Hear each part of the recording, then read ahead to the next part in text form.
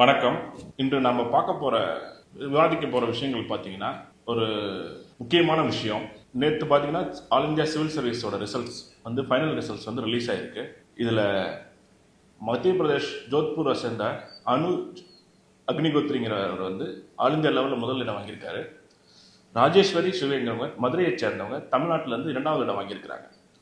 இந்த மாதிரி எல்லா மாநிலத்திலிருந்தும் தேர்ந்தெடுக்கப்பட்டவங்களுக்கு கிட்டத்தட்ட 968 பேர் தேர்ந்தெடுக்கப்பட்டிருக்காங்க. இவங்க அனைவருக்கும் செங்கோல் நீதி மக்கள் முன்னேற்ற கழகம் சார்பாக வாழ்த்துக்களையும் அவங்களோட எதிர்கால பணிகள் சிறக்க வாழ்த்துக்களை செங்கோல் நீதி மக்கள் மன்றம் சார்பாக வழங்குறோம். இந்த சூழ்நிலையில் ஒரு முக்கியமான விஷயத்தை நம்ம விவாதிக்கிறதுக்காக இருக்கோம். எல்லா ஸ்டேட்லேருந்தும் தேர்ந்தெடுக்கப்பட்ட நபர்களுக்கு நம்ம வாழ்த்துக்கள் சொல்கிறோம். இந்த புதுச்சேரியிலிருந்து யாரும் தேர்ந்தெடுக்கப்படலைங்கிற ஒரு தகவல் இருக்குது. அப்படியே தேர்ந்தெடுக்கப்பட்டிருந்தாலும் ஒரு நபர் 2 நபர் தான் இருந்திருப்பாங்க. அவங்கள அரசு அடையாளப்படுத்த முடியல. அடையாளப்படுத்துறது கூட பரவாயில்ல. ஏன் இந்த நிலைமை? நம்ம புதுச்சேரியிலிருந்து தேர்வு ஏன் கம்மியாக இருக்குது சிவில் சர்வீஸில் அப்படிங்கிற கேள்வி இந்த 25 ஆண்டு காலமாக நமக்கு தேர்வுகள் சிவில் சர்வீஸ் தேர்வுகள் எவ்வளோ பேர் தேர்வாயிருப்பாங்கன்னா ஒரு 20 நபருக்குள்ளே தான் இருப்பாங்க. அதில் உயர் அதிகாரிகள் என்னோட நண்பர்கள் கூட இருக்கிறாங்க. அவங்களுக்கு அரசோட சப்போர்ட்லேயோ இல்லை நம்மளோட ஊக்குவிப்புலையோ நடந்ததில்லை. அவங்களோட தனி உழைப்புல, கடுமையான உழைப்புல தான் அவங்க அந்த சர்வீஸ் வாங்கியிருக்கிறாங்க. ஆனால் மற்ற மாநிலங்களில் சிவில் சர்வீஸ் தேர்வுன்னு பார்த்தீங்கன்னா தமிழ்நாட்டில் தனியார் தேர்வு மையங்கள் இருக்கு. தேர்வுக்கான கோச்சிங் கிளாஸஸ் நடத்துகிறாங்க.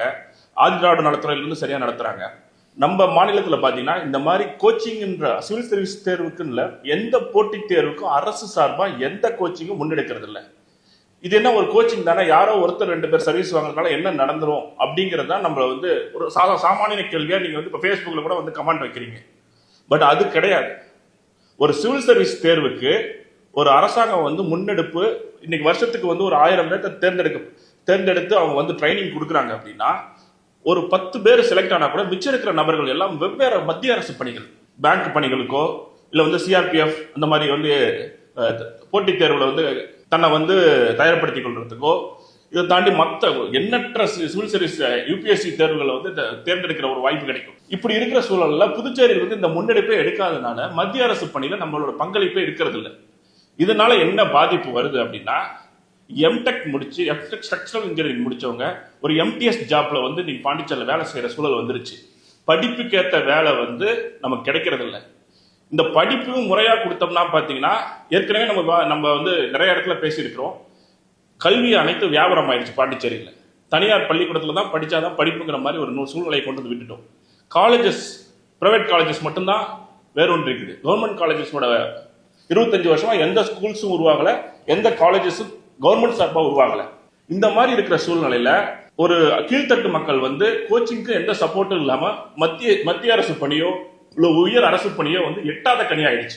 இத கேள்வி கேட்கறதுக்கு 25 வருஷமா யாரும் முன் வராது ஏங்கிறதே தெரியல. இத கேள்வி வச்சா நீங்க எந்த இன்ஜினியருக்கு நம்ம சப்போர்ட் பண்ணி பேசணுமோ, நீ மைக்ரோசாஃப்ட்ல வேலை செஞ்சிருக்கணும்பா, நீ ஆப்பிள்ல வேலை செஞ்சிருக்கணும், உன்னோட நிலைமை எப்படி இருக்குன்னு பேசணுமோ அவங்கள விட்டே உங்க தலைவர்கள் கமெண்ட் போட வைக்கிறாங்க. நீ அவங்கள்ட்ட கேட்கிற கேள்வி என்ன அப்படின்னா, ஏன் இந்த வேலை வாய்ப்பை நீங்க உருவாக்கல? வேலை வாய்ப்புக்கு மட்டும் இல்ல, இந்த வேலை வாய்ப்புக்கான வழிகாட்டுதல். இப்போ ஆந்திரா பார்த்தீங்கன்னா 1996ல தன்னோட சிலபஸே சிவில் சர்வீஸ் ஓரியன்டா ஸ்கூல் சிலபஸை மாத்தினாங்க. அதனோட வெளிப்பாடு இன்னைக்கு ஆந்திராவிலிருந்து தெரிஞ்ச இடத்துல யூபி பீகாரை தாண்டி ஆந்திராவிலிருந்து தேர்ந்தெடுத்த மக்கள் அதிகமா இருந்தாங்க சிவில் சர்வீஸ்ல. தமிழ்நாடு 1960கள்ல இருந்து சிவில் சர்வீஸ்ல முன்னுரிமை வகிக்குது. காரணம் அந்த கட்டமைப்பு. எந்த மாநில அரசு தேர்ந்தெடுக்கப்பட்டாலும் அந்த மாநில அரசு தன் சிவில் சர்வீஸ் ஆபீசர்ஸ் உருவாகணும்னு சொல்லிட்டு அவங்களுக்கு இந்த வாய்ப்பை கொடுத்து அவங்கள ட்ரைனிங்ஸ் கொடுக்குறாங்க. பட் பாண்டிச்சேரியில ஒரு படிச்சவங்களுக்கு ஒரு வேலை வாய்ப்புக்கான சிந்தனையோ, ஒரு உயர் பதவி கொண்டு வர சிந்தனையோ இதுவரைக்கும் உருவானதில்லை. இது இந்த நிலைமை இதோட மாறணும். ஒரு தலைமுறையே உயர் பதவியில வராம தடுத்துட்டாங்க. இத எந்த அரசியலும் எந்த ஒரு அரசியல்வாதியும் இதை ஏன் கேள்வி கேட்கல? உயர் பதவியில பாண்டிச்சேரிக்காரங்க இருக்க தகுதி இல்லையா? எங்க மாணவர்களுக்கு தகுதி இருக்கு, எல்லா விதமான இருக்கு. வாய்ப்பை நீங்க மறுக்கப்பட்டிருக்கீங்க.